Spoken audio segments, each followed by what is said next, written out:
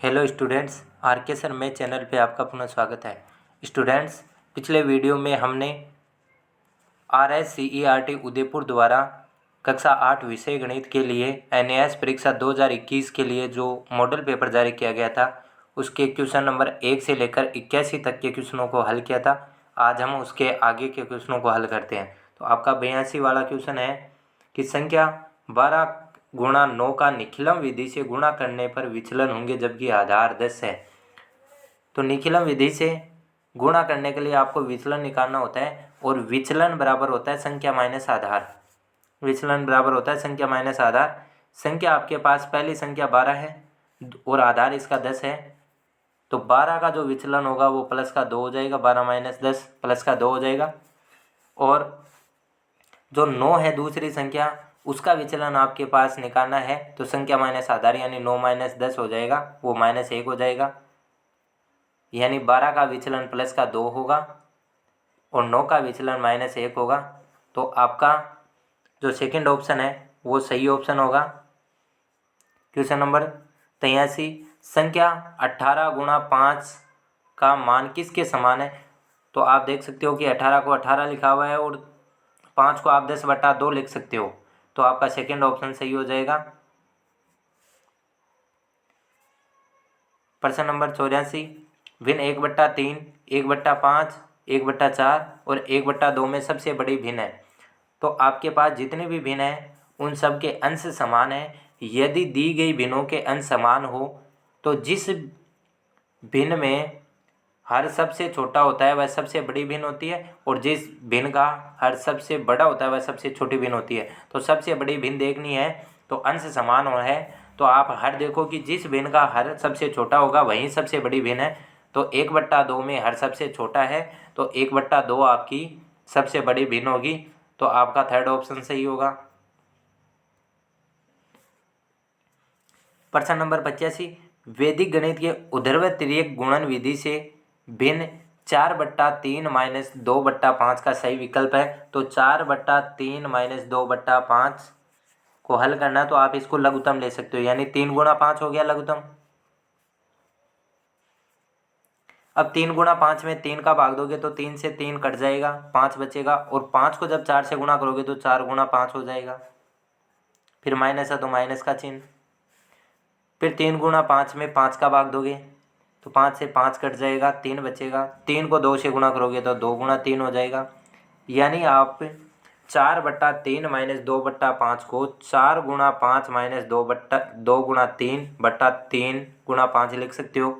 यानी आपका second option सही हो जाएगा।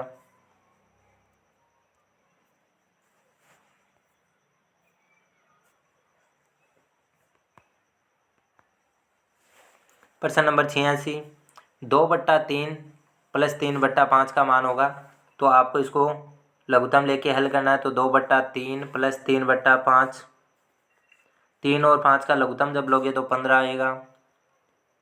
15 में 3 का भाग दोगे 5 बार जाएगा और 5 को 2 से गुणा करोगे तो 10 हो जाएगा। 10 प्लस 15 में 5 का भाग दोगे 3 बार जाएगा और 3 को 3 से गुणा करोगे तो 9 होगा। यानी आपका जो मान होगा वो 19/15 हो जाएगा। यानी 2/3 प्लस 3/5 का मान होगा वो 19/15 होगा। यानी आपका सेकंड ऑप्शन सही होगा। क्वेश्चन नंबर 87, 6 सही 1/4 गुणा 6 सही 3/4 के चरम अंकों का योग होता है। तो ये एक भिन्न है और भिन्न में जो अंक समान होता है वो निखिलम अंक होता है। तो यहाँ पे निखिलम अंक तो आपके पास 6 है। आपको अगर निखिलम अंक पूछा जाता है तो निखिलम अंक यहाँ पर 6 है। तो जो अंक समान होता है वो निखिलम अंक है। निखिलम अंक आपके पास 6 है और बचे हुए जो अंक हैं वो चरम अंक है। तो चरम अंकों का योग बताना है तो चरम अंक आपके पास 1/4 और 3/4 है। 4 और 4 का लघुत्तम 4 आ जाएगा। 4 का 4 में भाग दोगे 1 बार जाएगा, 1 को 1 से गुणा करोगे 1 होगा।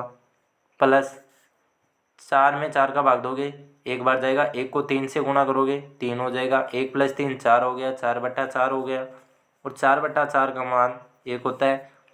यानी 6 सही 1/4 गुणा 6 सही 3/4 के चरम अंकों का योग 1 होगा।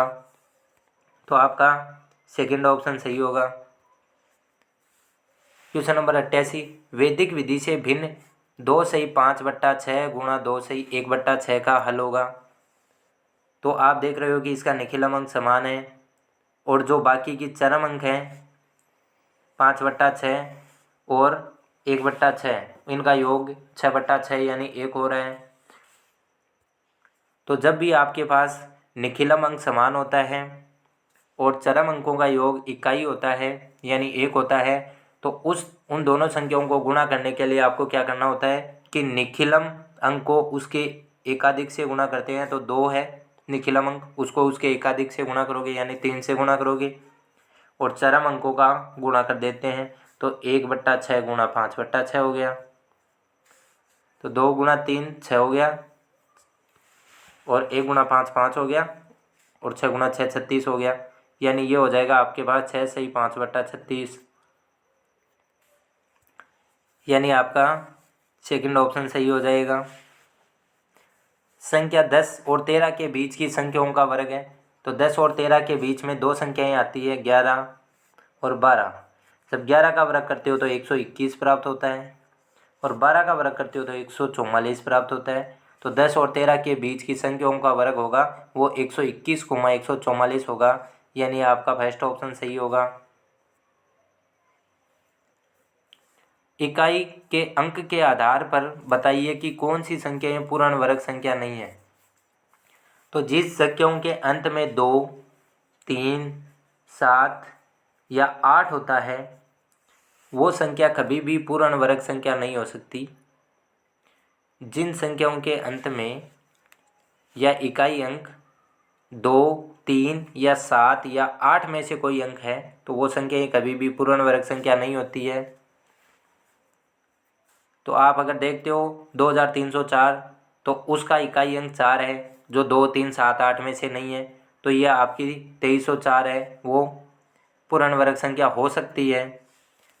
402 है उसका इकाई अंक 2 है, इस वजह से ये पूर्ण वर्ग संख्या नहीं हो सकती। तो आपका सेकंड ऑप्शन सही हो जाएगा।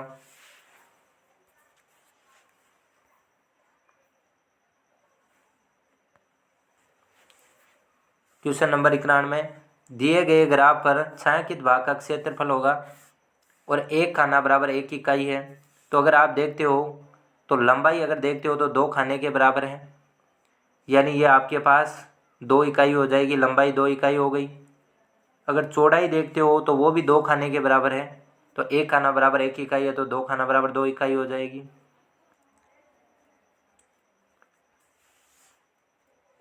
अब आपके पास लंबाई 2 इकाई है, चौड़ाई 2 इकाई है, तो इसका क्षेत्रफल होगा वो लंबाई गुणा चौड़ाई यानी 2 गुणा 2 4 वर्ग इकाई हो जाएगा, यानी आपका सेकंड ऑप्शन सही होगा।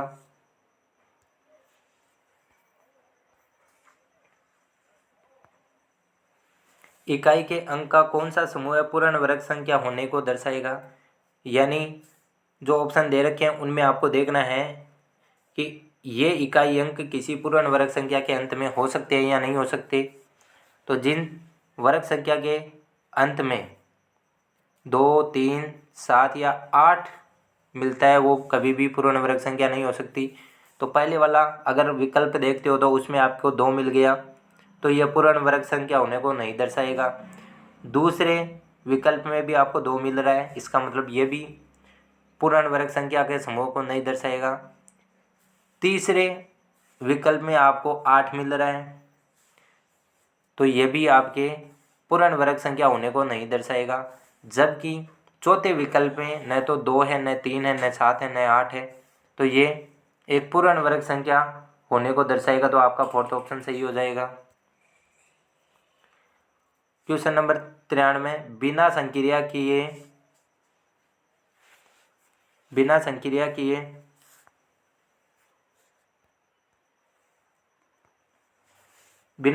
किए निम्न का योग होगा।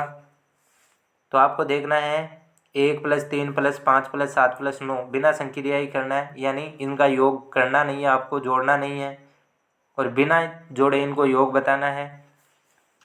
तो आप देख रहे हो कि ये लगातार विषम संख्याएं आ रही है, 1 के बाद में 3 है, 3 के बाद में 5 है, 5 के बाद में 7 है और 7 के बाद में 9 है। तो ये लगातार विषम संख्याएं हैं और लगातार विषम संख्याओं का योग होता है वो उन विषम संख्याओं की संख्या के वर्ग के बराबर होता है। तो ये 5 संख्या हैं, 1, 3, 2, 5, 7 और 9, 5 संख्याएं हैं। तो इनका जो योग होगा वो 5 के वर्ग के बराबर होगा, यानी आपका थर्ड ऑप्शन सही होगा। n विषम संख्याओं का योग किसके बराबर होता है? तो n विषम संख्याओं का योग उसके वर्ग के बराबर होता है, तो n का वर्ग हो गया, यानी सेकेंड ऑप्शन सही हो गया। क्वेश्चन नंबर 95, एक वर्गाकार मैदान का क्षेत्रफल 20,25 वर्ग मीटर है तो मैदान का परिमाप होगा। आपको दे रखा है कि वर्गाकार मैदान का क्षेत्रफल है वो 2025 वर्ग मीटर है और वर्गाकार मैदान का जो क्षेत्रफल होता है वो भुजा का स्क्वायर होता है। तो भुजा स्क्वायर बराबर आपके पास 2025 हो गया और भुजा बराबर हो जाएगा वर्गमूल या अंडर रूट 2025। और जब 2025 का वर्गमूल लेते हैं तो 45 प्राप्त होता है, यानी आपके पास वर्गाकार मैदान की भुजा आ जाएगी वो 45 मीटर आ जाएगी और वर्ग का परिमाप होता है वो 4 गुना भुजा होता है। तो 4 गुना भुजा आपके पास 45 आई है तो 4 गुना 45 और जब 45 को 4 से गुना करते हैं तो 180 होता है, यानी वर्गाकार मैदान का जो परिमाप होगा वो 180 मीटर होगा, यानी आपका सेकेंड ऑप्शन सही होगा। 2 अंकों वाली संख्या के वर्ग में कितने अंक होते हैं? तो 2 अंकों वाली संख्या के वर्ग में या तो 3 अंक होते हैं या 4 अंक होते हैं, यानी आपका सेकेंड ऑप्शन सही होगा। 1 अंक वाली संख्या के वर्गमूल में कितने अंक होते हैं? तो 1 अंक वाली संख्या के वर्गमूल में केवल 1 अंक होता है, तो आपका सेकेंड ऑप्शन सही होगा।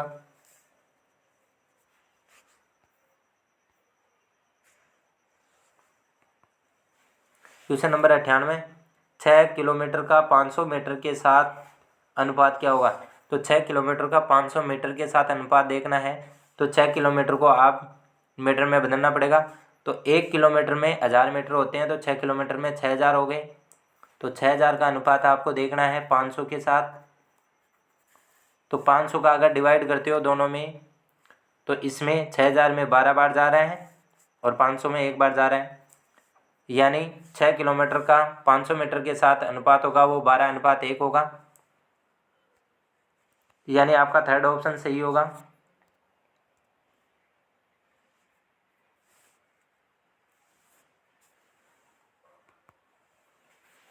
क्वेश्चन नंबर 99, 12:x समानुपात 14:21 हो तो x का मान ज्ञात करना है। तो 12:x दे रखा है, समानुपात आपको दे रखा है 14:21।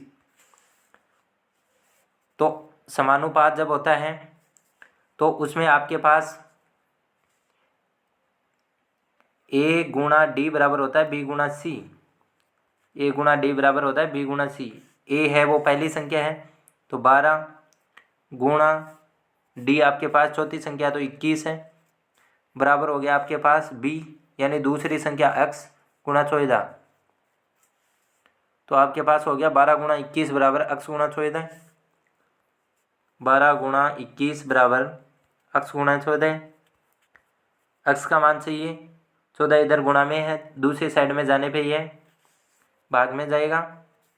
तो 12 गुणा 21 बटे 14, 14 में 7 का भाग 2 बार जाता है और 21 में 7 का भाग 3 बार जाता है, फिर 2 का भाग 12 में 6 बार जाता है। तो x बराबर हो गया 6 गुणा 3। 6 गुणा 3 आपके पास 18 होता है, यानी x का मान जो होगा वो 18 होगा, यानी सेकंड ऑप्शन सही होगा। क्वेश्चन नंबर 100, दशमलव भिन्न 0.225 को प्रतिशत के रूप में बदलना है। तो दशमलव भिन्न को अगर आप बदलते हो तो 0.225 को पहले भिन्न के रूप में बदल देते हैं। 0.225 है, इसमें पॉइंट के बाद 3 अंक है, तो जब इसको बदलोगे तो ये 225/1000 हो जाएगा।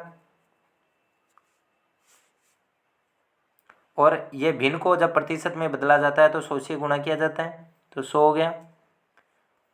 दो जीरो से दो जीरो कैंसिल हो जाएगा, यानी 225/10 हो गया। और 225 में जब 10 का भाग देते हैं तो 22.5 आता है। यानी जब आप 0.225 को प्रतिशत के रूप में बदलोगे तो आपके पास 22.5% प्राप्त होगा, यानी आपका सेकेंड ऑप्शन सही होगा।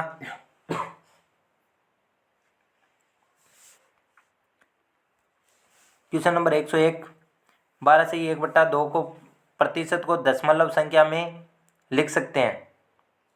तो 12/1/2% है, तो यह एक मिश्र भिन्न है, और मिश्र भिन्न को जब आप अनुचित भिन्न में बदलोगे तो ये दो जो हर है वो पूर्ण संख्या से गुणा होगा, तो 2 गुणा 12 + 1 हो जाएगा।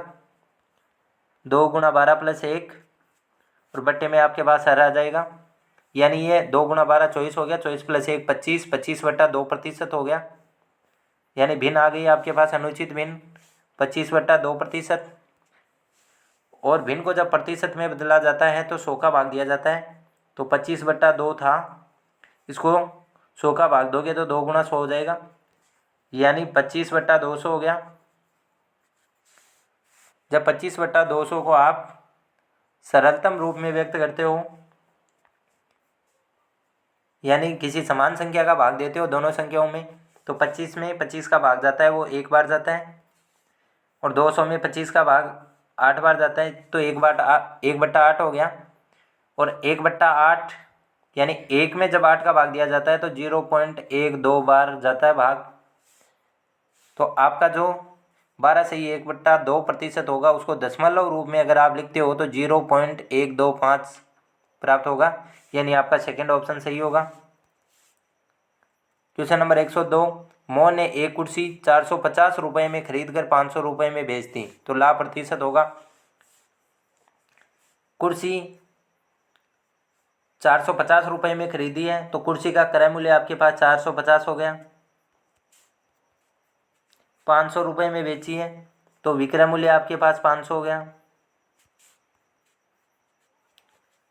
लाभ बराबर आपके पास होता है क्रय विक्रय मूल्य माइनस क्रय मूल्य।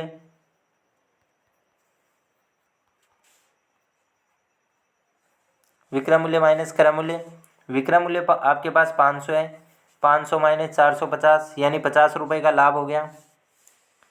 अब आपके पास लाभ 50 रुपये हो गया, क्रय मूल्य 450 रुपये हो गया और विक्रय मूल्य 500 रुपये हो गया। लाभ प्रतिशत निकालना हो तो लाभ प्रतिशत ज्ञात करने का सूत्र होता है लाभ बट्टा क्रय मूल्य गुणा 100। लाभ बट्टा क्रय मूल्य गुणा 100। लाभ प्रतिशत ज्ञात करने का सूत्र होता है लाभ आपको 50 रुपये का हुआ है, क्रय मूल्य 450 रुपये है, गुणा 100 हो गया। तो 50 का भाग 450 में 9 बार जाता है, तो 1/9 गुणा 100 हो गया। तो 1 को 100 से गुणा करोगे तो 100 हो गया, 100/9 हो गया ये। और 100 में जब भाग देते हैं 9 का तो 11 बार भाग जाता है, एक शेष रहता है और 9 का भाग दिया आपने। तो यानी अगर 450 रुपये में कुर्सी को खरीद कर 500 रुपये में बेचा जाएगा तो 11/1/9% का लाभ होगा, यानी आपका सेकंड ऑप्शन सही होगा। एक नगर की जनसंख्या 2500 से बढ़कर 2650 हो जाती है तो जनसंख्या में प्रतिशत वृद्धि होगी। पहले जो जनसंख्या थी वो 2500 थी, बाद में वृद्धि हुई है वो 2650 हो गई, यानी कुल जो वृद्धि हुई है वो कितनी हुई है। अब जो जनसंख्या है वो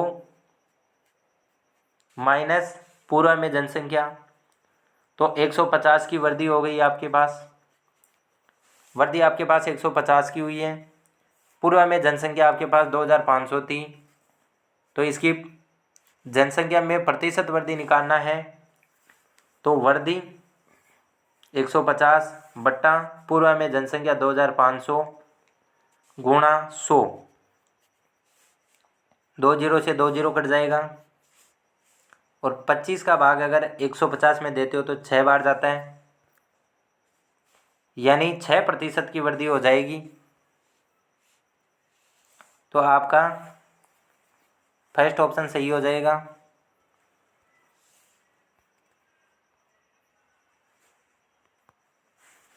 क्वेश्चन नंबर 104, एक आयत व वर्ग का परिमाप समान है। आयत की लंबाई और चौड़ाई क्रमशः 25 और 15 सेंटीमीटर है। तो पहले देखते हैं कि आयत का परिमाप क्या है। तो आयत का परिमाप होता है 2 गुणा लंबाई प्लस चौड़ाई। लंबाई आपके पास 25 है प्लस चौड़ाई आपके पास 15 है। तो 25 प्लस 15 आपके पास 40 हो गया। 2 गुणा 40 यानी 80 हो गया। आयत का परिमाप 80 है तो वर्ग का परिमाप भी 80 होगा। अब वर्ग का जो परिमाप है वो होता है 4 गुणा भुजा। तो वर्ग का परिमाप बराबर आपके पास 80 आया है, क्योंकि आयत का परिमाप और वर्ग का परिमाप बराबर है।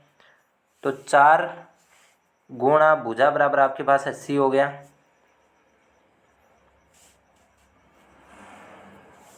तो भुजा बराबर हो जाएगा 80/4।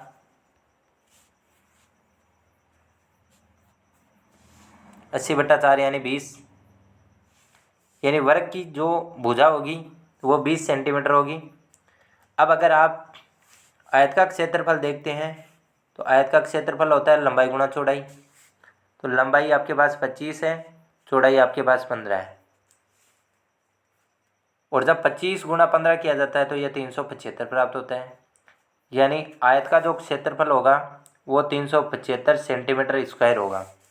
और वर्ग की भुजा आपके पास 20 सेंटीमीटर है। तो वर्ग का क्षेत्रफल जो होगा वो भुजा स्क्वायर यानी 20 का स्क्वायर होगा। और 20 का स्क्वायर अगर देखते हो तो 400 सेंटीमीटर स्क्वायर हो गया। तो अगर आयत व वर्ग का परिमाप समान है तो जो वर्ग आकृति होगी उसका क्षेत्रफल अधिक होगा, यानी आपका सेकंड ऑप्शन सही हो जाएगा। क्वेश्चन नंबर 105, विद्यालय के आयताकार खेल के मैदान का क्षेत्रफल 400 वर्ग मीटर है। यदि मैदान की लंबाई व चौड़ाई का अनुपात 3:2 है तो मैदान का परिमाप होगा। अगर मैदान की लंबाई व चौड़ाई का अनुपात 3:2 है तो आप जो मैदान की लंबाई है वो 3x मान लोगे और चौड़ाई 2x मान लोगे। तो आपके पास जो आयताकार खेल के मैदान का क्षेत्रफल है वो दे रखा है और लंबाई आपके पास 3x मीटर हो गई और चौड़ाई 2x मीटर हो गई। और आयताकार खेल के मैदान का जो क्षेत्रफल दे रखा है वो 600 दे रखा है। और आयताकार खेल के मैदान का क्षेत्रफल होता है लंबाई गुणा चौड़ाई, यानी 3x गुणा 2x बराबर हो गया 600।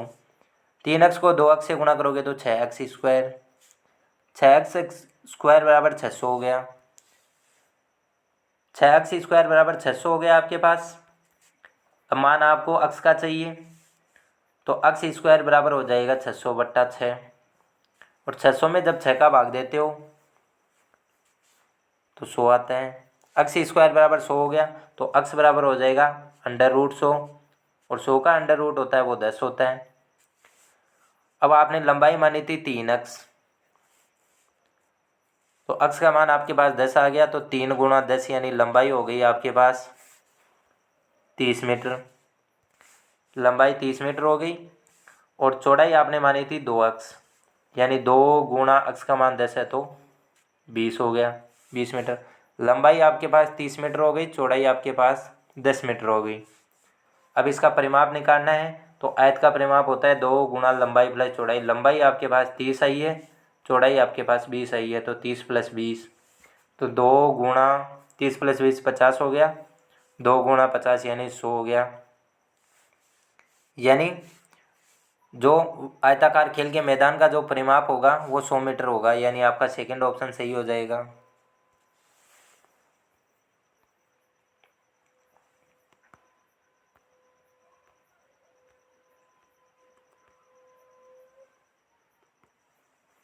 क्वेश्चन नंबर 106, दिए गए चित्र में त्रिभुज का क्षेत्रफल 100 वर्ग सेमी है तो त्रिभुज की ऊंचाई क्या होगी। तो अगर आप देखते हो तो त्रिभुज का क्षेत्रफल होता है वो होता है 1/2 गुणा आधार गुणा ऊंचाई। और आधार आपको 5 सेंटीमीटर दे रखा है, तो 1/2 गुणा आधार गुणा ऊंचाई बराबर आपके पास हो गया 100। 1/2 गुणा आधार यहाँ पे 5 दे रखा है तो 5 हो गया। गुणा ऊंचाई बराबर हो गया 100।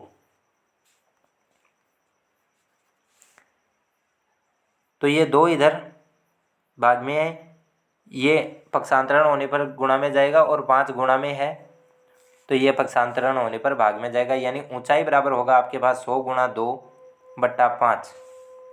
तो ऊंचाई बराबर आपके पास हो गया 100 गुणा 2 बट्टा 5, और 100 में जब 5 का भाग देते हो तो 20 बार जाता है, और ऊंचाई बराबर हो गई 20 गुणा 2 यानी 40 सेमी। तो आपका सेकेंड ऑप्शन सही हो जाएगा। भिन्न 15 सही 4 बट्टा 7 गुणा 15 सही 3 बट्टा 7 का मान होगा। तो अगर आप देखते हो तो इसका निखिलम अंक समान है और चरम अंक 4 बट्टा 7 और 3 बट्टा 7 का योग है वो इकाई हो रहा है, यानी 1 हो रहा है। तो इसको गुणा करने के लिए आपको निखिलम अंक को यानी 15 को उसके एकाधिक यानी 16 से गुणा करना है और चरम अंकों को आपस में गुणा करना है। तो 4 बट्टा 7 गुणा 3 बट्टा 7, 15 गुणा 16 आपके पास 240 हो जाएगा, और 4 3 12 हो गया, और 7 गुणा 7 49 हो गया, यानी आपके पास 15 सही 4 बट्टे 7 गुणा 15 सही 3 बट्टे 7 का मान जो होगा वो 240 सही 12 बट्टे 49 होगा, यानी आपका सेकेंड ऑप्शन सही होगा।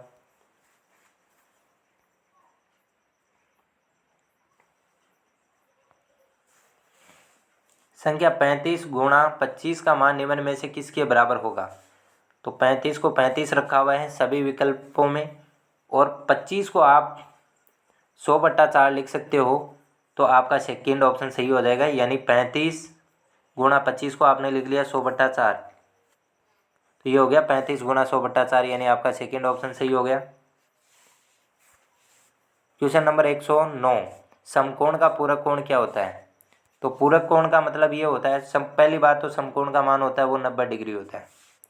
दूसरा, पूरक कोण क्या होते हैं, ऐसे दो कोण जिनका योग 90 डिग्री होता है वो एक दूसरे के पूरक कोण कहलाते हैं। तो समकोण का पूरक कोण होगा तो 90 डिग्री है, उसमें आप क्या जोड़ोगे कि उसका योग 90 हो जाए, तो 90 में क्या जोड़ा जाएगा, 0 जोड़ा जाएगा, तो उसका योग 90 हो जाएगा, यानी 90 का जो पूरक कोण होगा वो 0 डिग्री होगा, तो आपका थर्ड ऑप्शन सही हो जाएगा। आगे है आपके पास, निम्न में से कौन सा जोड़ा संपूरक कोण का नहीं है।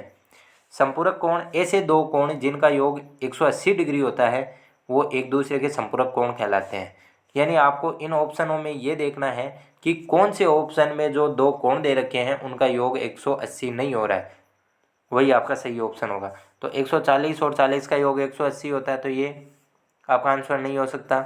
170 और 10 का योग भी 180 हो रहा है, तो ये भी आपका आंसर नहीं हो सकता। 115 और 65 का योग भी 180 हो रहा है, तो ये भी संपूरक कोण है। तो 33 और 57 का जब आप योग देखते हो तो ये 90 हो रहा है, इसका योग 180 होना चाहिए, संपूरक कोण है तो इसका योग 180 होना चाहिए। तो 33 और 57 पूरक कोण है, संपूरक कोण नहीं है, तो आपका थर्ड ऑप्शन सही हो जाएगा।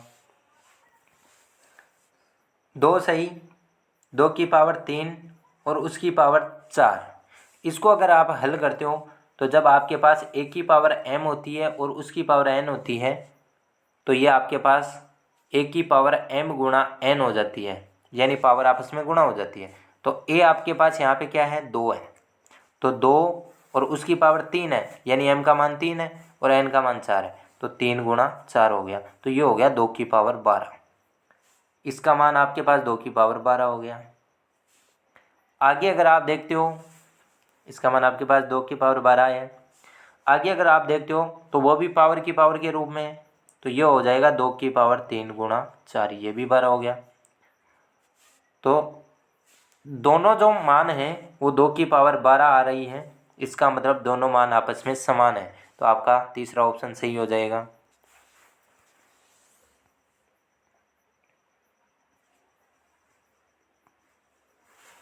क्वेश्चन नंबर 112, 16 सही 3 बटा 4 का मान होगा।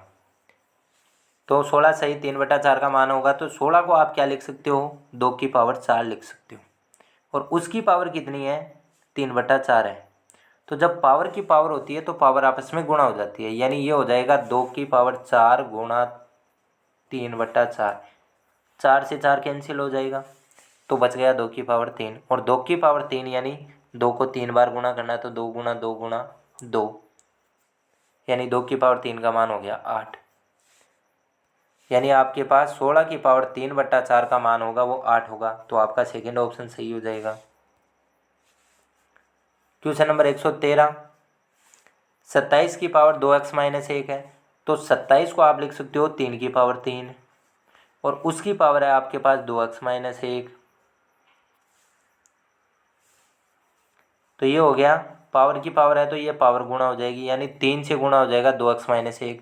तो जब तो ये हो जाएगी 3 की पावर 3 को जब 2x से गुणा करोगे तो 6x माइनस, और 3 को जब 1 से गुणा करोगे तो 3, यानी 27 की पावर 2x-1 है, उसका मान आप 3 की पावर 6x-3 लिख सकते हो। अब अपन लेते हैं 243 को आप 3 की पावर 5 लिख ली और उसकी पावर 3 है, तो ये पावर की पावर हो रही है तो ये गुणा हो जाएगी, 3 की पावर 5 गुणा 3 यानी 15 हो गई। तो ये जो पावर आई थी आपके पास आई थी 3 की पावर 6x-3 और ये जो बन रही है वो बन रही है 6 की पावर 15। 3 की पावर 15 बन रही है, 3 की पावर 6x-3 और 243 की पावर 3 को आप लिख सकते हो 3 की पावर 15।